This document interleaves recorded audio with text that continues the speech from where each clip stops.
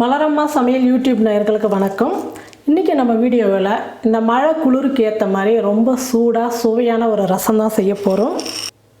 1 spoon மிளகு, 1 spoon சீரகம், ஒரு 10 பல்லு பூண்டு, இது எல்லாம் சேர்த்து 1-2 நல்லா இடித்து எடுத்துக்கலாம். ரசம் தாளிக்கிறதுக்கு ஒரு 2 ஸ்பூன் எண்ணெய் சேர்த்துக்கிறேன். எண்ணெய் நல்லா காஞ்சிடுச்சு. கடுகு சேர்த்துக்கிறேன். 2 வரமிளகா பொடியாக நறுக்கி எடுத்துக்கிறேன், அதையும் சேர்த்துக்கிறேன். மஞ்சள் தூள் 1/4 ஸ்பூன், ஒரு தக்காளி பொடியாக நறுக்கி எடுத்து வச்சுருக்கிறேன், அதையும் சேர்த்துக்கிறேன்.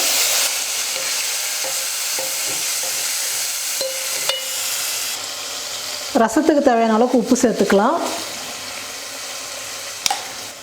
பெருங்காயத்தூள் 1/4 ஸ்பூன், இடித்து வச்சுருக்கிற மிளகு சீரகம் பூண்டு அதையும் சேர்த்துக்கலாம்.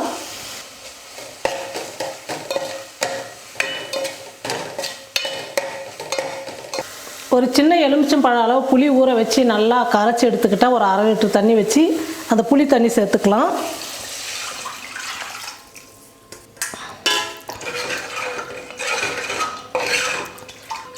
தேவையான அளவுக்கு தண்ணி சேர்த்துக்கிறேன்.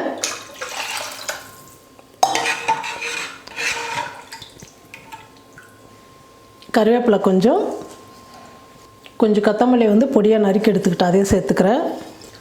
ஒரு 1/2 ஸ்பூன் சர்க்கரை சேர்த்துக்கிறேன். நீங்கள் ரசத்துக்கு சர்க்கரை போடும் போது டேஸ்ட் ரொம்ப நல்லாயிருக்கும். நல்லா கலந்து விட்டுடுங்க. இப்போ ஒரு தட்டு போட்டு மூடிடலாம். ரசம் ஒரு கொதி வந்தவொடனே நம்ம ஸ்டவ் ஆஃப் பண்ணிடலாம். பாருங்கள், மேலே நுரை கட்டி ரசம் கொதிக்க ஆரம்பிச்சிடுச்சு. இப்போ ஸ்டவ் ஆஃப் பண்ணிடலாம். ஸ்டவ் ஆஃப் பண்ணிவிட்டு 1 ஸ்பூன் தண்ணி ஊற்றிடுங்க. இப்போ தட்டு போட்டு மூடிடலாம். ஒரு 2-3 நிமிஷம் கழிச்சு தட்டு எடுத்திங்கன்னா ரசத்தோட மனம் அப்படியே ரசத்துலேயே இருக்கும். நம்ம தட்டு உடனே எடுத்துட்டா அந்த ரசத்தோட மனம்லாம் வெளியே போயிடும். அதனால் உடனே தட்டு போட்டு மூடிட்டிங்கன்னா ஒரு 5 நிமிஷம் கழிச்சு நீங்கள் தட்டு எடுத்துருங்க. ரசம் அவ்வளோ ஒரு மனமாக நல்லா சூப்பராக இருக்கும்.